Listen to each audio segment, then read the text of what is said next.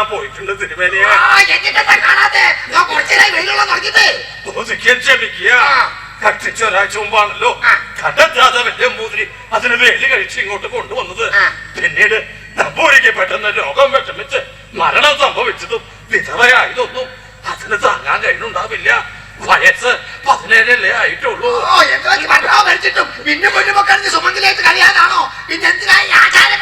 ആചാരങ്ങൾക്കൊന്നും ഞാൻ ഇവിടെ ഉള്ളിടത്തോളം കാലം ഒരു കുറവുണ്ടാവില്ല തിരുമേനി.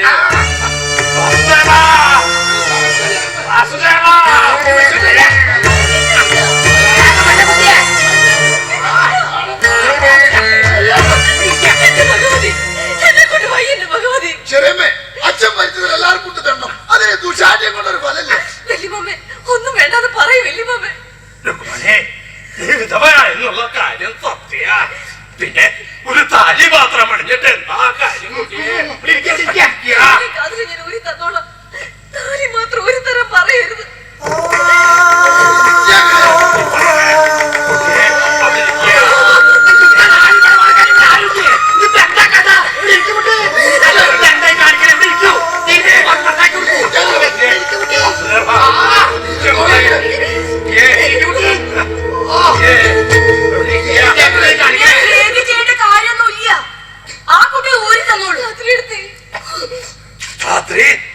ഈ കുട്ടിക്ക് ആചാരങ്ങളെ കുറിച്ചൊന്ന് പറഞ്ഞ് മനസ്സിലാക്കി കൊടുക്ക.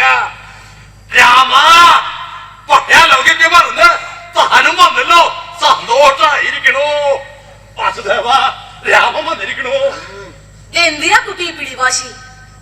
നിന്റെ മുതുമുത്തച്ഛനാവാൻ പ്രായമുള്ള ഒരാൾ കെട്ടിയ ചരടിനോട് ഇത്രയ്ക്ക് പ്രിയോ? ഒരു കുരുക്ക് എത്ര പെട്ടെന്ന് അഴിച്ചു മാറ്റാൻ പറ്റുന്നു? അതല്ലേ കുട്ടി നല്ലത്? എന്താണോ രാമ ഈ അവസ്ഥയില് ഞങ്ങളെ പരിഹസിക്കാനാണോ താൻ തന്റെ വേലിനെയും കൂട്ടിട്ട് വന്നിട്ടുള്ളത്? രാത്രിയെ ഞാൻ കൂട്ടിക്കൊണ്ടുവന്നല്ല വാസുദേവാ, രാത്രിയുടെ കൂടെ ഞാൻ വന്നതാ. നിരാപ്പ പോന്നെ, നിന്റെ ഉപദേശമൊന്നും എന്റെ ചെറിയമ്മയ്ക്ക് ആവശ്യമില്ല. ചെറിയമ്മേ? ഈ കുട്ടിയോ? വാസുദേവ നമ്പൂരിക്ക് ഇപ്പൊ എത്രയാ പ്രായം? 45 അതോ 50 തികഞ്ഞോ? കൊള്ളിവാക്ക് വേണ്ട. എന്റെ മുറ്റത്തായി പോയി. അല്ലാച്ചാ ഇതിനെന്താ മറുപടി പറയണ്ടെന്ന് അറിയാനിട്ടല്ല. എന്ത് മറുപടിയാ നമ്പൂരിക്ക് പറയാൻ ഉണ്ടാവുക? 80-ാം വയസ്സില് ഒരാഴ്ചക്കപ്പുറത്തേക്ക് മരണമുള്ളപ്പോ നമ്പൂരിയുടെ അച്ഛൻ ഈ പെൺകിടാവിനോട് കാണിച്ച ചതിയെ കുറിച്ച് എന്ത് മറുപടിയാ നമ്പൂരിക്ക് പറയാൻ ഉണ്ടാവുക? ഗതികേട് കൊണ്ട് താലി കെട്ടാൻ കഴുത്തു കാട്ടി കൊടുത്തതിനും രോഗിയായ വൃദ്ധ നമ്പൂരിക്ക് ഒരാഴ്ചത്തെ മരുന്നെടുത്ത് കൊടുത്തതിനും പുറത്തടവി കൊടുത്തതിനും ഈ കുട്ടികൾക്ക് ശിക്ഷയാണോ വൈധവ്യം? എന്തെങ്കിലും കരുകായി പ്രവർത്തിക്കുന്നതിന് മുമ്പ് പറഞ്ഞ് മനസ്സിലാക്കുന്നതായിരിക്കും നല്ലത്. അവിടെ ഇരുന്ന് കർമ്മങ്ങൾ ചെയ്യാ. രാത്രി നിനക്ക് അറിവുണ്ട്, സമ്മതിക്കുന്നു. ആ അറിവിനെ കുറിച്ചൊക്കെ നാട്ടിൽ ഇപ്പൊ നല്ല സംസാരമുണ്ട്. അത് ഓദിക്കന് നന്നേ ബോധിച്ചൂലോ. ഞാൻ പറയുന്നത് കേൾക്ക. ഇതൊന്നും ഇന്നോ ഇന്നലെയോ ഉണ്ടായ ആചാരങ്ങളല്ല. നമ്മുടെ സമുദായത്തില് ചെറുപ്രായത്തിൽ വിധവയാവുന്ന ആദ്യത്തെ അന്തർജനമല്ല രുക്മിണി. പാലമറ്റം തിരുമേനി വേലി ഉറപ്പിച്ച് വേലിക്കും കുടിവെപ്പിനും മുമ്പ് കതിരൂരൊരു പെൺകിടാവ് വിധവയായത്. അതായത് കന്യകയായിരിക്കുമ്പോ. അങ്ങനെയുള്ള കന്യകമാരെ വെറുതെ വിടാറില്ലല്ലോ നിങ്ങളുടെ ആചാരങ്ങള്. വേലിക്ക് മുൻപ് വരൻ മരിച്ചാൽ വരന്റെ കെട്ടിരൂപം ഉണ്ടാക്കി ജീവനില്ലാത്ത പാവയോടൊപ്പം കിടത്തിയല്ലേ സേകം. അങ്ങനെ കെട്ടിരൂപത്തെ വരച്ച് സുമംഗലി എന്ന് വരുത്തി തീർക്കുക, പിന്നെ വിധവയാക്കുക. അതോട് തീർന്ന ആചാരങ്ങള്. വിവാഹത്തിന് മുൻപ് ഇല്ലത്തെ ഒരു കന്യക മരിച്ചാൽ എന്താ സ്ഥിതി? നിഷേധം വരുത്തിച്ച് അവളുടെ ശവവുമായി വേഴ്ച നടത്തി കന്യകാത്വം നശിപ്പിക്കും. ഇല്ലത്തെ കന്യകാ ശവത്തെ രക്ഷിക്കാനാണ് പറച്ചിൽ. പെണ്ണിന്റെ ശവത്തെ പോലും വെറുതെ വിടത്ത നിങ്ങളുടെ ആചാരങ്ങൾ ഈ പെൺകിടവിനെ വെറുതെ വിട്ടിയത് എനിക്കറിയാം. പിന്നെ എന്ത് വേണമെന്നാ നീ പറയുന്നത്? മരിച്ചിട്ടും ഇവിടെ സുമംഗലിയായി തന്നിട്ടോ? അല്ലെങ്കിൽ തന്നെ സംസാരം കേൾക്കട്ടെ, മറുപടി പറയേണ്ട കാര്യം നമുക്ക് എന്താ ഉള്ളത്? നിന്റെ മരണം മരണത്തിൽ ശോകിക്കാൻ വന്നവരോട് ഇങ്ങനെ പെരുമാറേണ്ടത് ശരിയാണോ വാസുദേവ? ഞാൻ ശോകപ്പെട്ട് വന്നതല്ല, ഇങ്ങനെ പറയാൻ തന്നെ വന്നത്. പറഞ്ഞത് എന്താ എന്താ കേൾക്കാൻ നിങ്ങൾക്ക് ഭയം? ഉത്തരണ്ടാവില്ല നമ്പൂരാർക്ക്. അതന്നെ. അപ്പൊ ഇയാളും പരിഷ്കാരിയായോ? സമ്പർക്ക ഗുണം അല്ലാണ്ടെന്താ? അകത്തൊതുങ്ങി കഴിയേണ്ട അന്തർജനങ്ങള് ഇതുപോലെ പുറത്തിറങ്ങി ചെലക്കണത് അവിടുത്തെ ആണുങ്ങളുടെ കഴിവേട്. അത് ഞാനങ്ങനെ സഹിച്ചു വാസുദേവ, താൻ അതിൽ വേവലാതിപ്പെടണ്ട. ഈ സഹനത്തിന് താൻ വലിയ വില കൊടുക്കേണ്ടി വരും. അത് വഴിയറിയാം. ചെറിയമ്മ വരുന്നുണ്ടോ? കുറിയടത്തേക്ക് നോക്കി പഠിക്കണ്ട. ആ പഠിപ്പൊന്നും ഇവിടെ നടക്കില്ല. വരികള് പോയിരുന്നു കൊടുത്തോളൂ കുട്ടി. ഇല്ലെങ്കിൽ മകന്റെ സ്വരവും വിധവും മാറും. ചെറിയമ്മാന്ന് വിളിച്ചതാവോണ്ട് മൂദേവി എന്നുള്ള വിളി കേൾക്കേണ്ടി വരും. ആ വിളി ഈ നമ്പൂരാരെല്ലാം ചേർത്ത് വിളിച്ചു വരും. അതുകൊണ്ട് പോയിരുന്നു കൊടുത്തോളുക.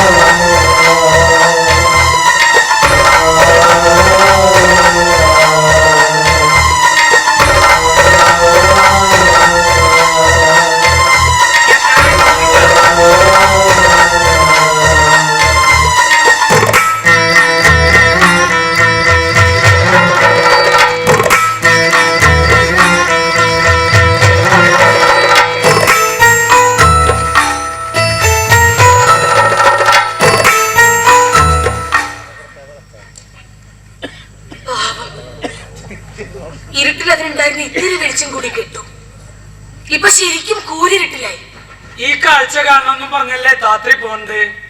കാഴ്ച കാണുകയും ചെയ്തു. നിന്റെ ഒരു സംശയം, ഞാൻ കെട്ടി ഈ താലി അതൊരു കുരുക്കായിട്ടാണോ താത്രി കരുതിയിരിക്കണേ?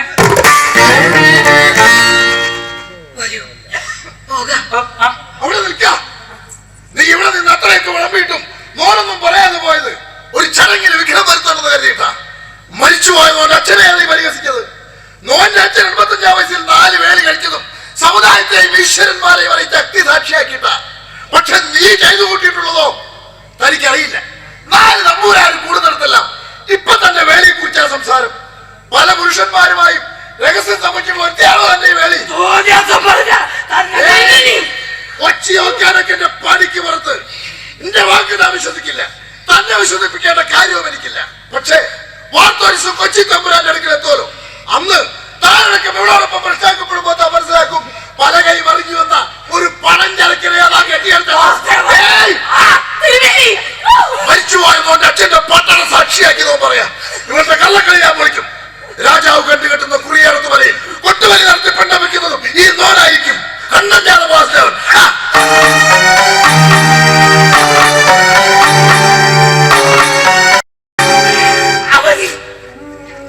അവന് ഭ്രാന്ത് പിടിച്ചിരിക്കണോ? ദേഷ്യം വന്ന മുൻപ് അവരിങ്ങനെയാ. എന്തേലൊക്കെ അങ്ങനെ വിളിച്ച് പറഞ്ഞ് ജയിക്കാൻ നോക്കും. ഉള്ളിന് നേരില്ലാത്തോണ്ട് നിറകേട് പറഞ്ഞ് അങ്ങനെ ജയിക്കാം. അതാ അവന്റെ ശീലം.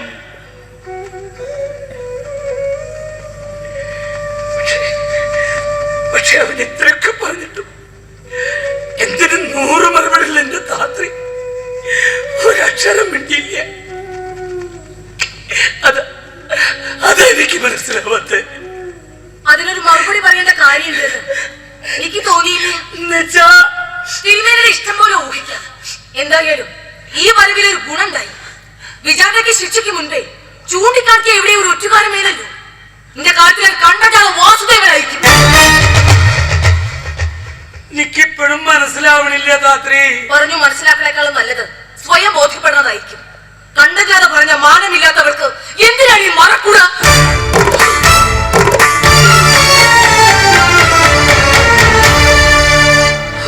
മറക്കുവാനൊന്നുമില്ലെങ്കിലിനി എന്തിനാണീ കുട ചൂടി നടക്കേണ്ട കാരണം? സത്യങ്ങൾ മറക്കുടയ്ക്കുള്ളിൽ മരിക്കണ്ട. സത്യങ്ങൾ ലോക വെളിച്ചത്തിൽ നിറയട്ടെ. സത്യങ്ങൾ സങ്കൽപ്പത്തിനപ്പുറം വാഴട്ടെ.